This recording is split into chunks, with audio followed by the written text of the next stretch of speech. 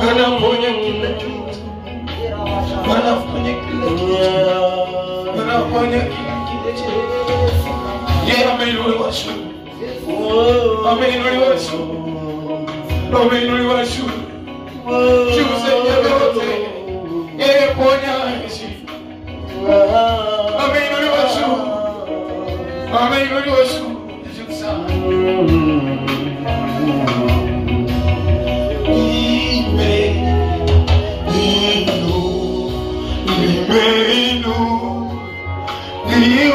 Jina lako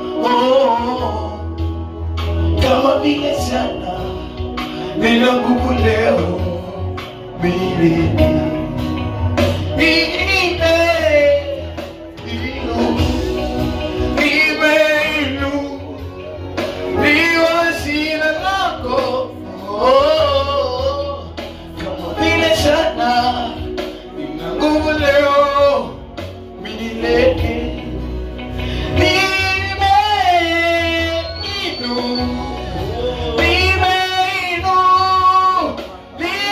Jina lako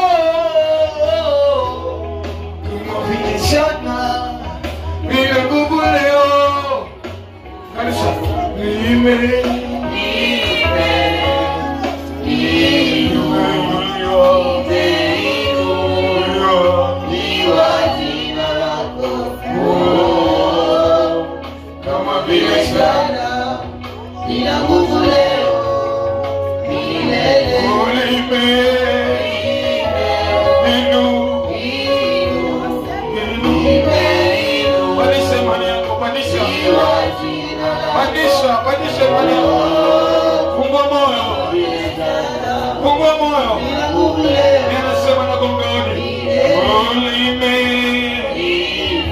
Anasema na gonga hodi fungulie. Fungua.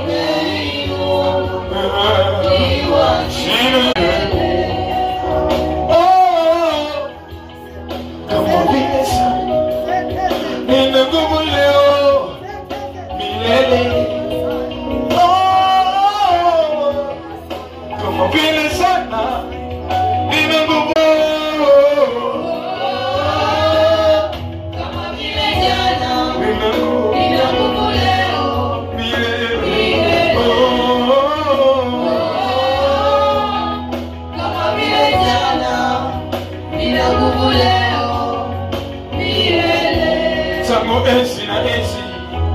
Sina Yesu ninaponya.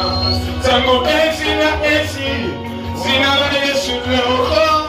Tangu enzi na enzi kama vile jana nina nguvu leo milele. Hebu mshangilie Bwana kwa makofi tukufu. Mwambie jina lako linaponya. Bwana, napenda kuwakaribisha nyote ibadani, karibuni. Piga makofi ya utukufu. Na wale ambao ni wageni pia karibuni. Amina. Amina. Mama mtume, nakushukuru, asante kwa ajili ya kibali. Mungu akubariki sana. Namshukuru pia baba yangu mtume kwa alipo. Mungu ambariki. Tupige makofi kwa ajili ya baba yetu na mama yetu. Amina. Bwana Yesu apewe sifa. Amen. Haleluya. Amen. Haleluya. Amen. Sijasikia sauti. Haleluya. Amen. Piga makofi kwa Bwana wa mabwana. Amina. Leo tutaenda kujifunza kidogo. Amina. Mimi wanapenda sana kufundisha. Amina. Kwa hiyo leo tutaenda kujifunza. Kwa kwenye daftari lako andika wito wa Bwana na kusudi tulilopewa hapa duniani. Amina. Wito wa Bwana na kusudi tuliopewa hapa duniani. Amina. Kwa hiyo leo tena kujifunza juu wa wito wa Bwana na kusudi ambalo Mungu ametupa ili tuweze kusonga mbele hapa duniani. Amina. Bwana Yesu apewe sifa. Amina.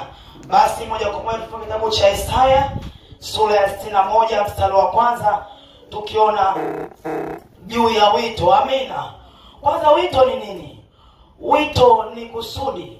Eza ni kitu ambacho Mungu amempa mtu kwa ajili ya jambo fulani hapa duniani. ili tukapate pia kuona ufalme wa Mungu. Amina. Kwa hiyo mbinguni pia tunaingia kwa wito. Haleluya. Wapo wengine watakosa wito kuingia mbinguni. Amina. Lakini mimi na wewe jioni ya leo tumwambie Baba akatupa wito na kusudi la kuiona mbingu. Lakini leo tutajifunza wito wa Bwana na kusudi tuliopewa hapa duniani. Amina. Isaya 61 mstari wa kwanza. Neno la Mungu linasema, Roho ya Bwana Mungu ii juu yangu, kwa sababu Bwana amenitia mafuta ni wahubiri wanyenyekevu habari njema.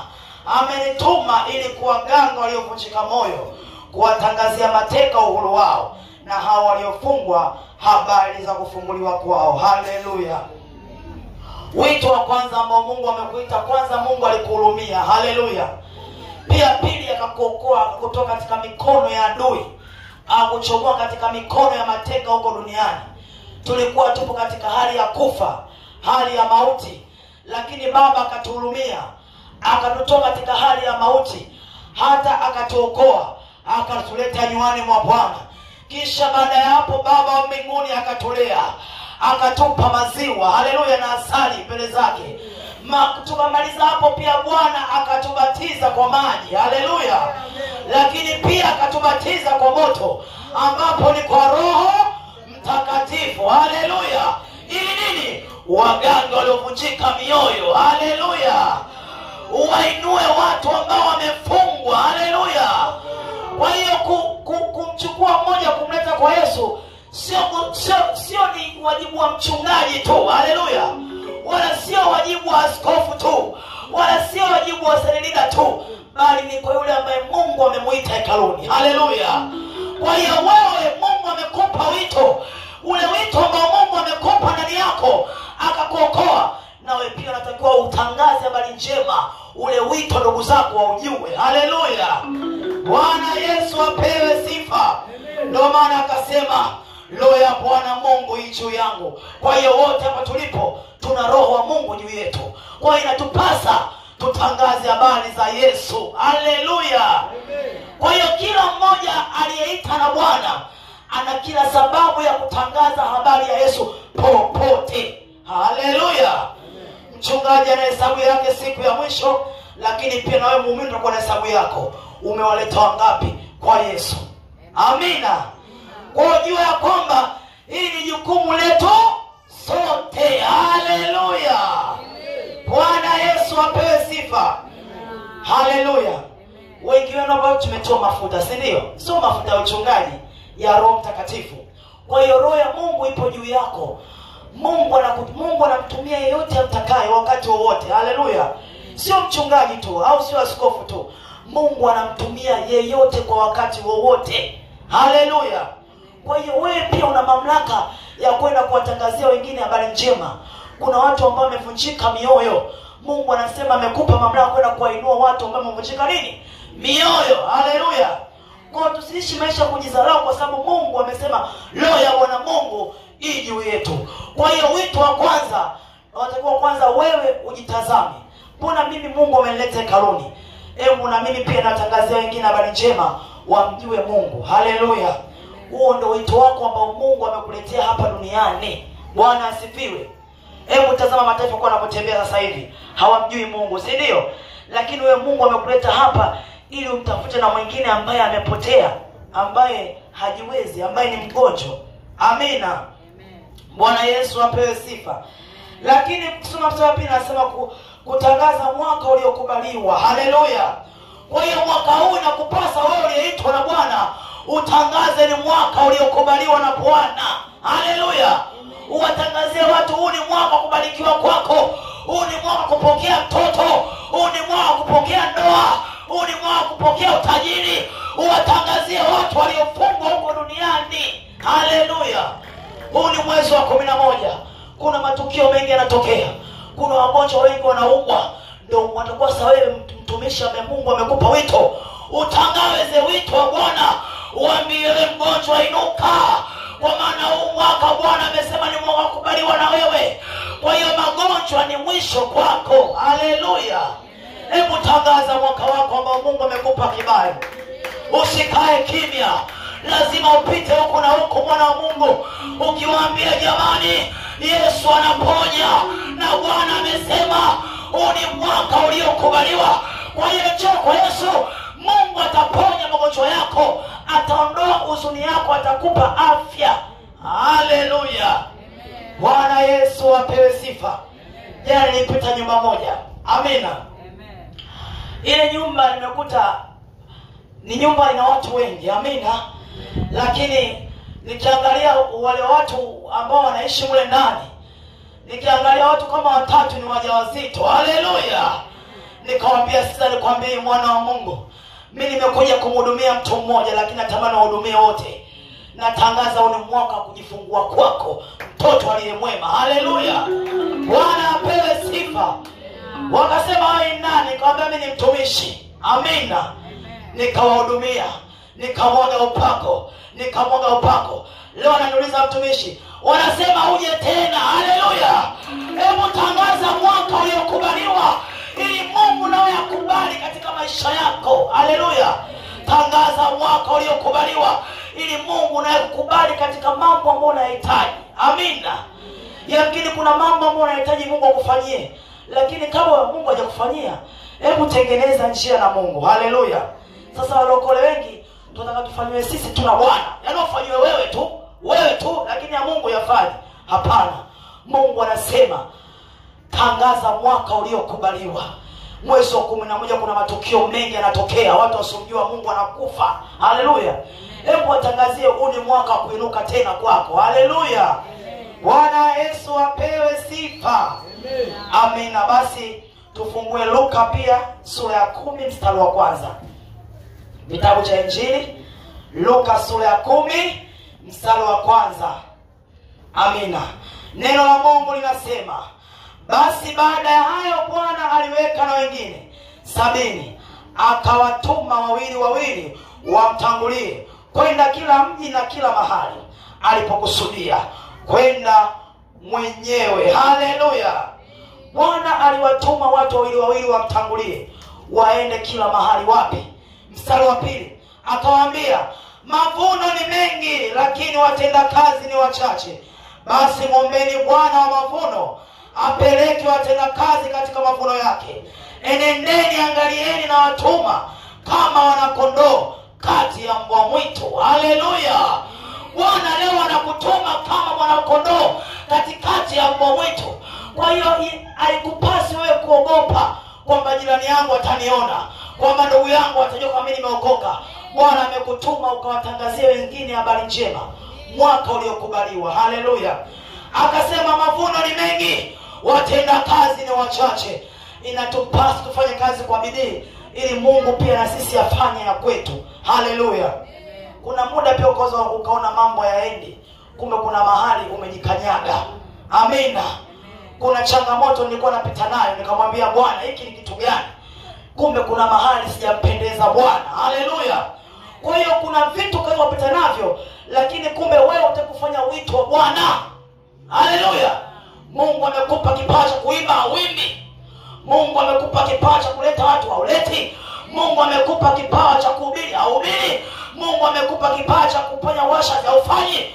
Unategemea Mungu afanye kwako? Hapana. Haleluya. Mungu amekupa kipaji cha kuimba ili wito wake utimie na kusudi lake litimie juu yako, ili afanye mambo maishani mwako. Wewe uimbi, unaimba unapotaka wewe. Unataka Mungu afanye kwako? Amina. Hapana. Haleluya. Mungu wetu ni wa wito na kusudi. Kama amekuita kwa ajili ya kuimba, hebu imba kwa uaminifu. Amina. Lakini solo unaimba, kesho uimbi, huwezi kuona badiliko. Utaona mawenge. Mbona mimi sibarikiwi? Kumbe wewe ndio adui wa baraka zako. Haleluya. Kwa hiyo inakupasa utende kazi ya Mungu ili Mungu aonekane juu ya maisha yako. Haleluya. Lakini walokole wengi, Mungu atusamee Baba yetu wa mbinguni, tunafanya tunavyotaka sisi. Hapo huwezi kuona mkono wa Bwana. Haleluya. Yaani kwamba unafanya ndipo unapojisikia. Amina. Huwezi kuona mkono wa Bwana. Unafanya vile ambavyo leo nahisi mwili wangu umechoka. Huwezi kuona mkono wa Bwana. Haleluya. Niulize mimi kwa nitakwambia ushuhuda wangu ulionitokea. Bwana Yesu apewe sifa. Kwa hiyo inakupasa wewe uliyeitwa na wito wa kusudi la Mungu ufanye kazi ya Mungu kwa bidii, ili Mungu aonekane katika maisha yako hapa duniani. Ili kusudi la Mungu likitimia, na wewe makusudi yako ndani yanatimia. Haleluya. Kusudi la Mungu likitimia, na wewe mambo yako yanajipa. Kusudi la Mungu likitimia, unachotaka unakipokea. Haleluya. Kwa nini majibu yetu yanachelewa? Kwa sababu tunafanya tunavyotaka sisi. Amina. Sasa hapo ukaweza ukasema, baba nataka nifunge siku 10. Haleluya. Unafunga siku 10, unafunga siku 15 ili uone badiliko, alafu baadaye unafanya kazi ya Mungu unavyotaka wewe. Na kwambia mfungo wako utakuwa ni bure, kwa sababu Mungu anaangalia mwenye bidii. Haleluya. Mungu anamtazama mtu mwenye bidii ili ambariki. Haleluya. Ukaweza ukafunga hata siku 30, lakini kama bidii ya kufanya kazi ya Mungu hauna, utaona kama maisha magumu kwako. Haleluya.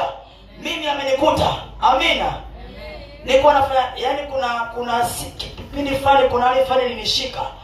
Kwa hiyo kuna muda nikawa naenda, kuna muda siendi. Haleluya. Kuna muda naenda, kuna muda siendi. Bwana akasema, sasa uchague hili, kwenda Temeke au kufanya kazi yangu. Haleluya. Sasa na wewe haya sikukute. Haleluya. Natamani wote tufanye kile ambacho Mungu ametupa. Umepewa wito huu, hebu ufanye kwa uaminifu. Mungu ni mwaminifu. Amina. Usimwangalie mtu juu ya wito wako. Hebu jitazame wewe na Mungu, kwa sababu Mungu sio na watu. Mungu na mtu huyo mmoja ambariki, mwenye kuelewa na ufahamu. Haleluya.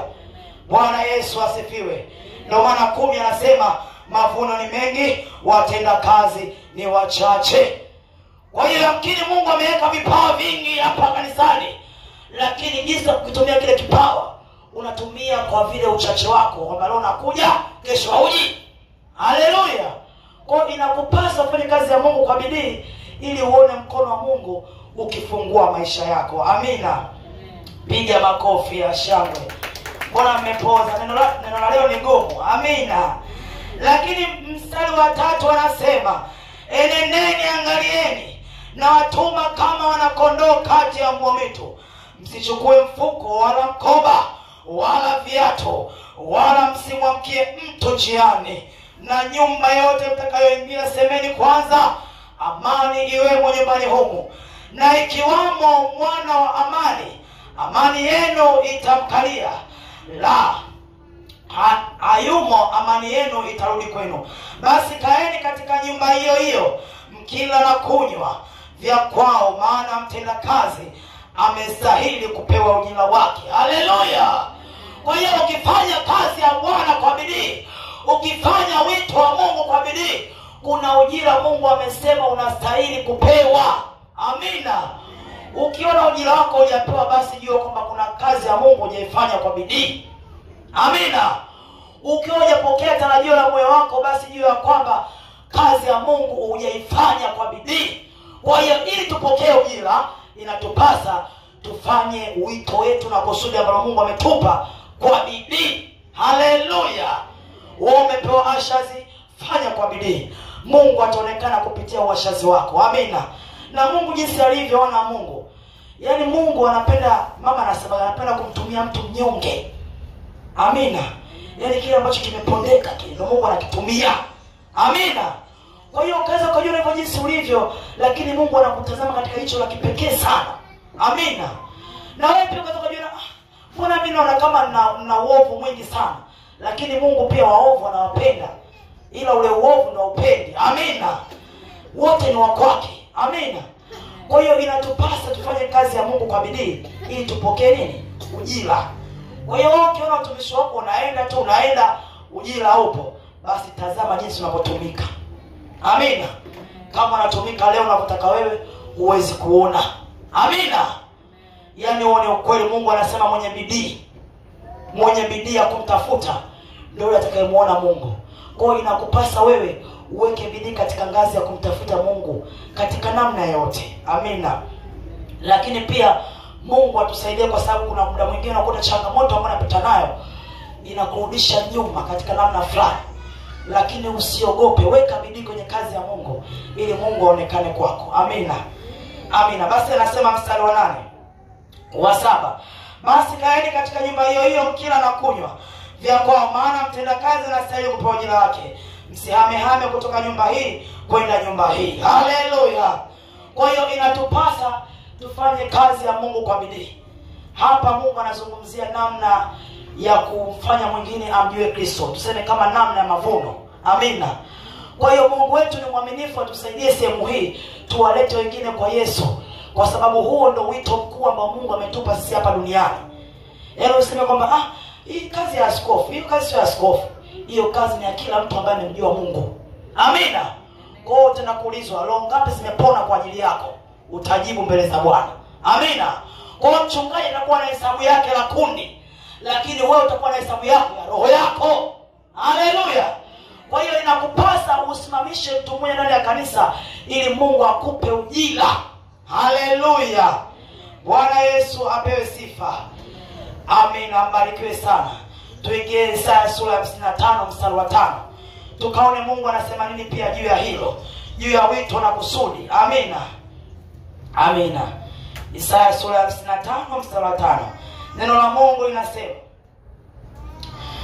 mtafuteni Bwana madamu anapatikana, mwiteni madamu yu karibu. Mtu mbaya na aache njia yake, na mtu asiye haki aache mawazo yake, na amrudie Bwana naye atawarehemu. Haleluya.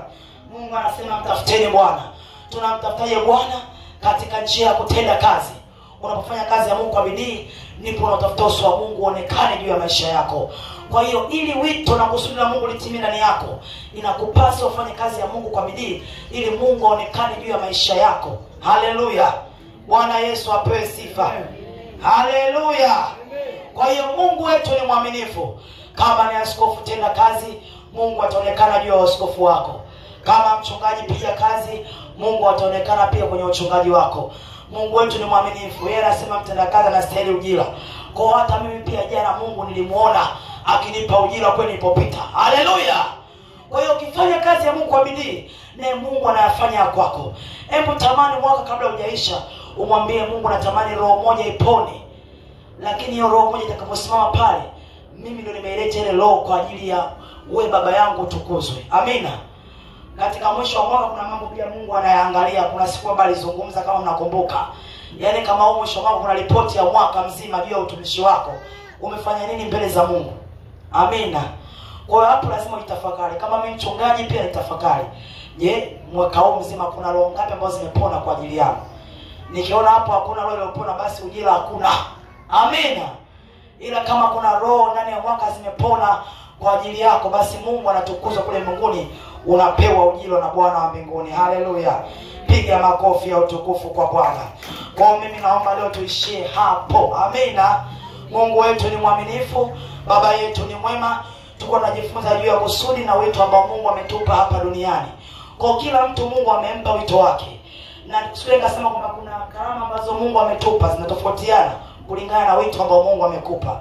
Kwa hiyo inakupasa ufanye kazi ya Mungu kwa bidii ili Mungu aonekane juu ya maisha yako. Amina. Piga makofi ya utukufu kama umenielewa. Haleluya. Kwa hiyo Mungu wetu ni mwaminifu. Haleluya. Lakini tusome kidogo Isaya, tuseme sura ya, tumalize neno letu la mwisho 60 mstari wa 15. Mungu anasema, na kwa kuwa umeachwa na kuchukiwa, hata ikawa hapana mtu aliyepita ndani yako, nitakufanya kuwa fahari ya milele, furaha ya vizazi vingi. Haleluya. Kuna baadhi ya watu pia tunapokuwa tumepewa wito na kusudi, kuna baadhi ya ndugu wanakuacha. Haleluya. Jamaa wanakuacha, marafiki wanakuacha, lakini usiangalie wale ambao wamekuacha. Wewe angalia ile kusudi ambalo Mungu amekupa hapa duniani. Amina. Akasema, utanyonya maziwa ya mataifa, utanyonya matiti ya wafalme, nawe utajua ya kuwa mimi ni Bwana, ni mwokozi wako na mkombozi wako, mwenye enzi ya Yakobo. Badala ya shaba nitaleta dhahabu, na badala ya chuma nitaleta fedha, na badala ya mti shaba, na badala ya mawe chuma. Haleluya. Kwa hiyo hizi tunazosoma hapa ni ujira. Haleluya. Kwa katika wito wa kusudi, kuna machukizo unakutana nayo katika maisha yako. Haleluya. Kama mimi ni mchungaji na maana kwenye wito wangu wa uchungaji, kuna mambo, kuna machukizo utakutana nayo ili kunipinga wito ambao Mungu amenipa. Haleluya. Lakini Mungu anasema usiogope kuchukiwa, kwa maana kwenye chuki mbele utavaa dhahabu, baada ya shaba, baada ya chuma Mungu atakuvesha taji la dhahabu. Haleluya. Ndio maana anasema upitapo katika maji mengi hautagarikishwa. Na maana gani? Kawita wito ambao Mungu amekupa, kuna changamoto, naweza kuna sehemu utapita, lakini usiogope, kwa maana Mungu anakupitisha ili baadaye aje kukuvesha taji la uzima. Haleluya. Kwa kila mtu Mungu amempa wito wake. Kuna wito ambao Mungu amekupa, ukaweza ukachukiwa na majirani, ukachukiwa hata na ndugu wakakubeza. Amina. Bwana asifiwe. Na ukumbuka kipindi ambacho naanza kule kuokoka, ni kwa mtu ambaye nilikuwa tunapitaga mitaani kushuhudia watu. Amina. Lakini baba yangu ananiambia, nasikia umeanza kazi ya kuzurura mitaani kwenye majumba ya watu. Amina. Yaani wewe baada ya kufanya kazi ambayo mimi nimekupa, unaenda kuzurura kwenye mitaa ya watu kufanya kazi. Yaani unawafuata watu, unawaambia sio habari zako. Amina. Lakini kwa sababu pia baba hakujua kile ambacho Mungu amenipa ndani yangu, hakujua lile kusudi ambalo Mungu amenipa. Amina. Lakini pia adui alijinyua. Kwa sababu gani? Alitaka kuangusha kile kitu ambacho Mungu amekiweka ndani yangu, angushe wito na kusudi ili nisiweze kuona ufalme wa Mungu. Amina.